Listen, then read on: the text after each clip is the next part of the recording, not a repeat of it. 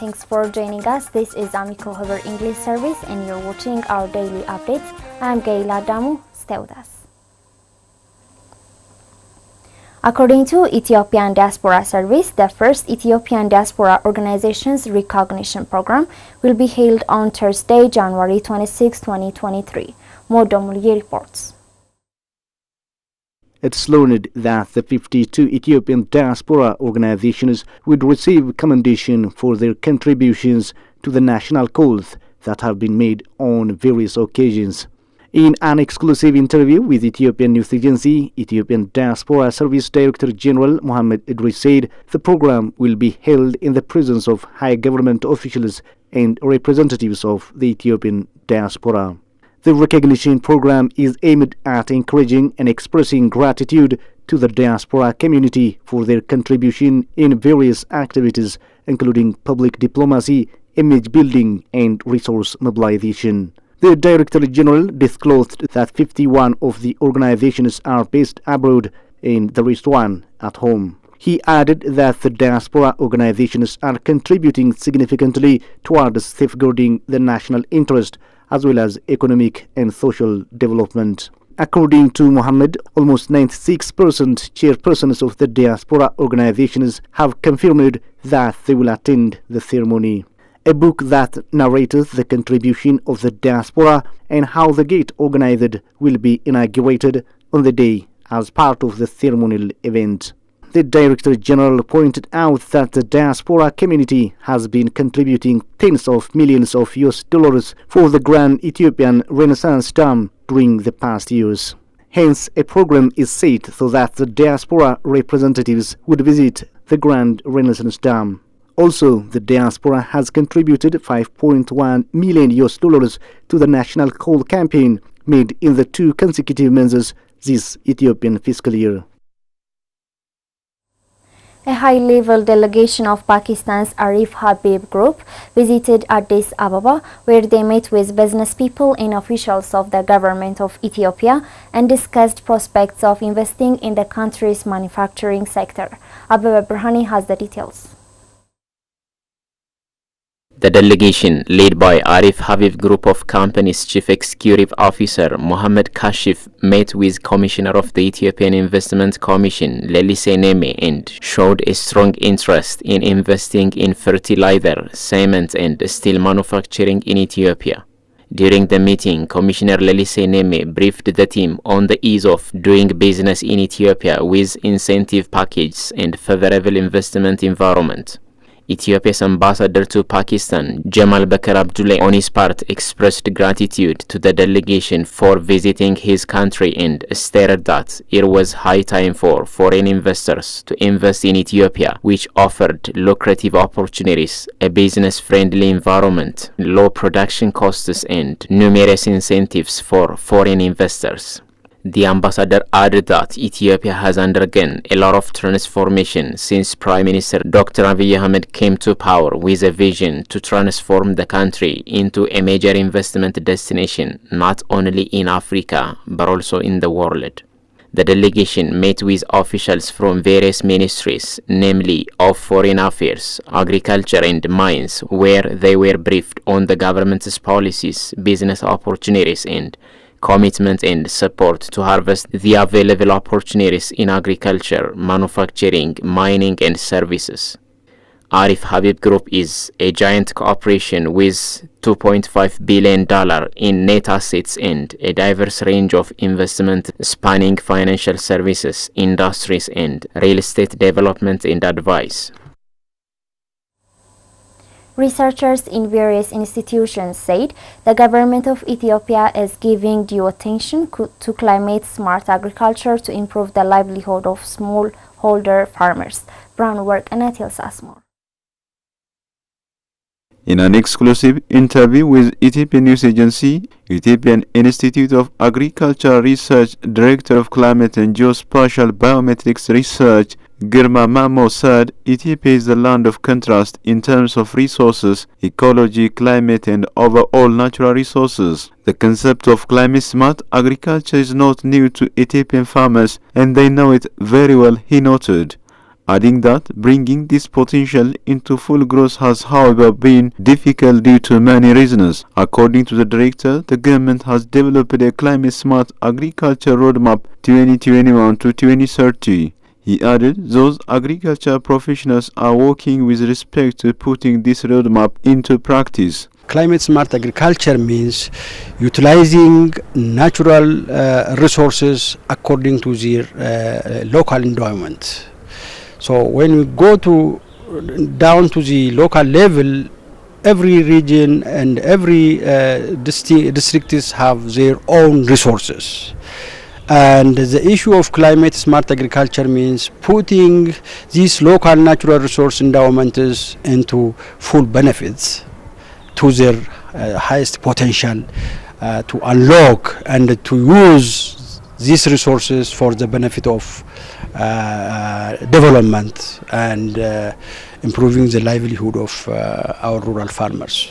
Girma elaborated that a number of institutions, including farmer-based organizations, are doing their best to really understand the concept and practice of climate-smart agriculture, which is all about moving into modern technologies, including the utilization of indigenous knowledge. Agricultural Transformation Institute, Digital Agriculture, Rural Financing and Climate Senior Director, said on his part, it is difficult to transform agriculture unless and otherwise we focus on climate change. Nowadays, attention is given to climate change and developing climate-smart technologies that benefit smallholder farmers. Ethiopia has good policies and strategies for agricultural development when compared to many African countries. The senior director pointed out that these issues are currently getting attention at high level, starting from the office of the Prime Minister. Some of the technologies we have for digitizations are already identified, and it's process of implementations.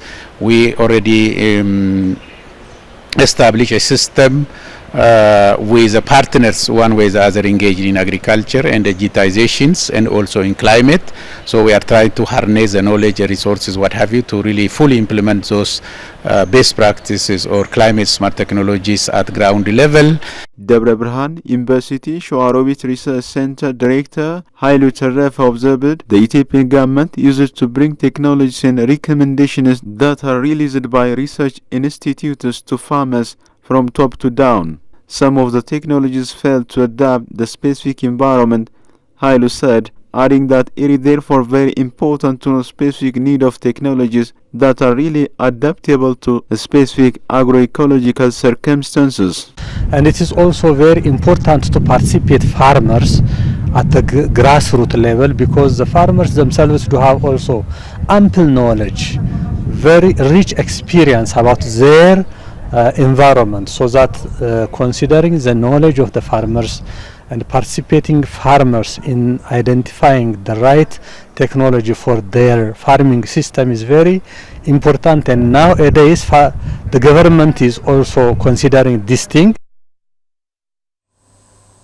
The 6th round papyrus boat rafting competition held in Tana Bahar as part of unique January events program by the city administration is underway. Yayu Melasa has the details. January is a high tourist flow season in Ethiopia. The winter season, which is extremely difficult in Europe and US, drives tourists to come to Ethiopia, in which the time is brighter and full of colorful celebrations. Particularly, Amhara region gives them several alternatives for tourists with regard to natural, cultural and man-made attractions. Bahar is the capital of Amhara region, and this city is endowed with several tourist attraction sites. In January, diverse and huge events and tour destinations beautify the city, and lots of tourists gather to make the city part of their memory.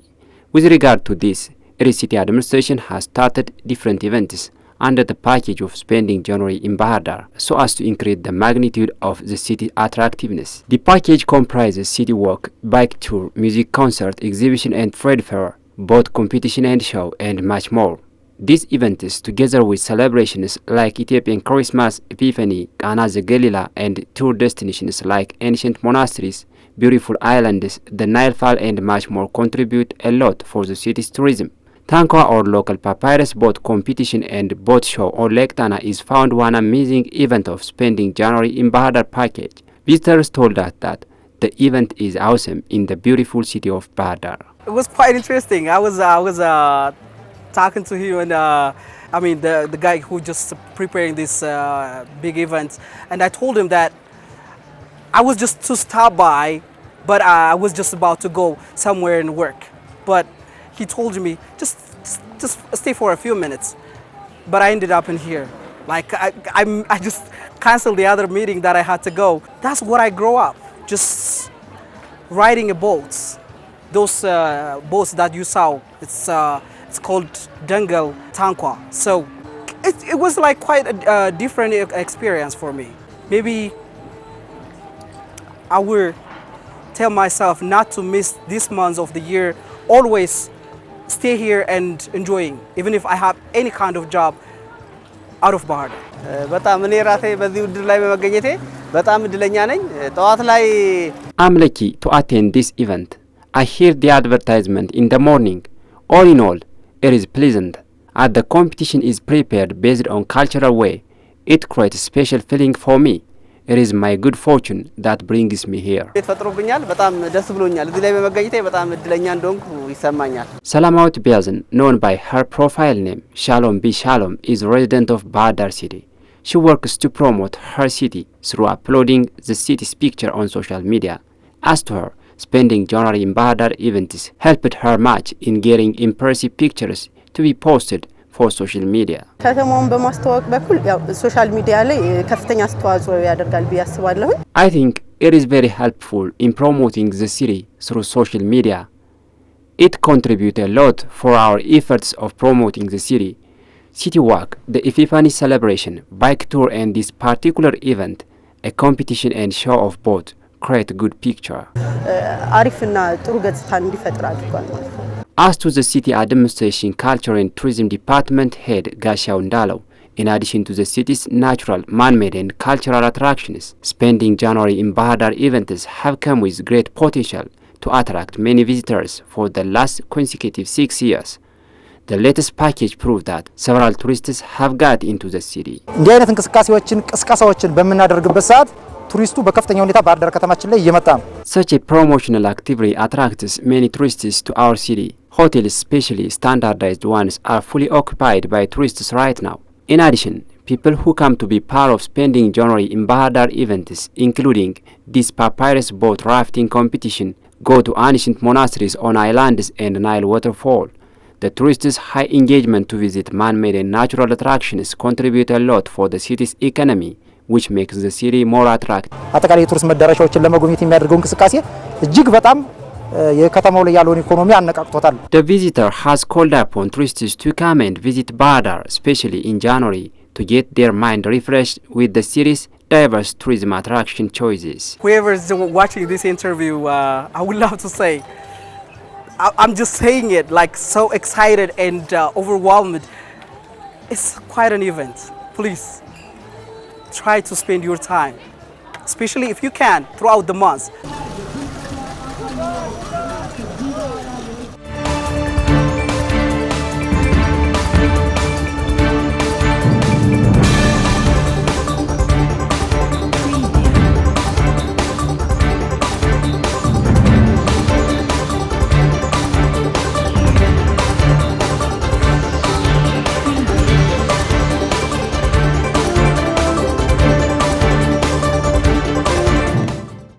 You're watching AMECO Hover English service, and now let's proceed to news beyond borders.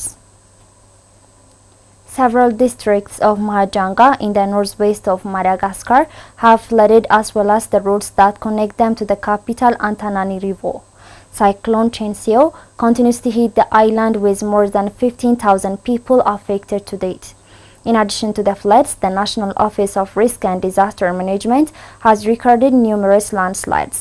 Olga Rasanarina, director of the Boni region, Ministry of Population and Social Affairs, said they have housed people since Sunday when there were big storms, and they have housed people in this site, which is a public elementary school in the neighborhood.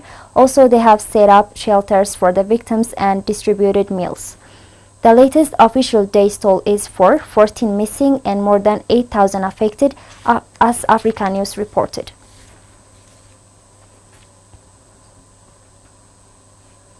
Uganda on Tuesday launched the drilling of its first oil well, a key milestone as the country races to meet its target of first oil output in 2025. President Yoweri Museveni cut the ribbon at a site operated by China National Offshore Oil Company near Lake Albert in Kikube district. According to Uganda's oil industry regulator, the field known as Kingfisher is expected to produce 40,000 barrels of oil per day at its peak. The development comes 17 years after the discovery of commercial oil deposit in the East African country. Francis Total, the operator of the second project, known as Tilinga, is expected to begin drilling in March. Uganda last week issued a license for the construction of a $3.5 billion pipeline said to carry crude oil from the country to international markets, as African News reported.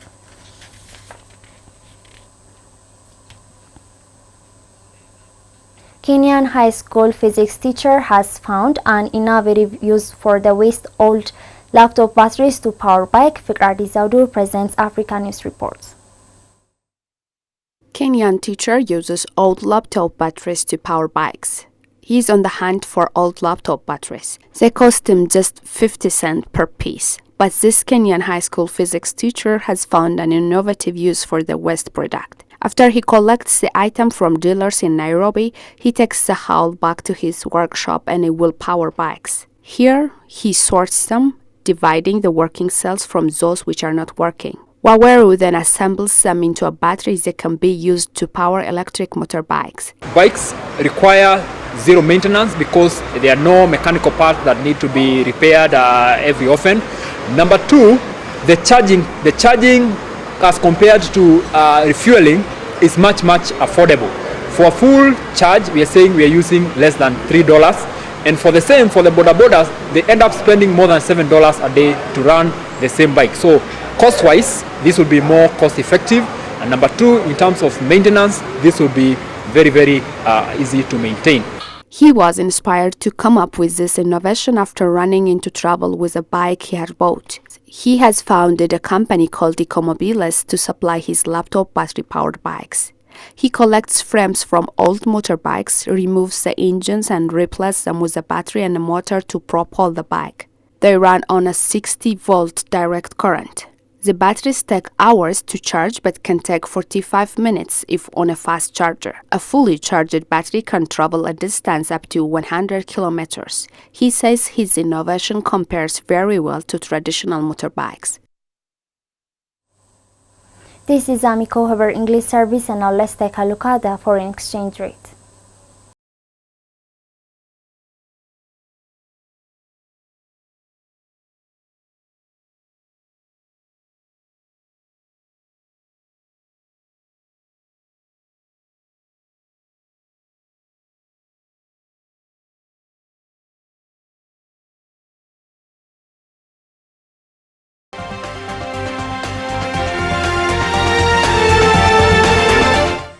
That's all the news we have for today. I'm Gaila Damu. Thanks for watching and stay tuned with the rest of our programs.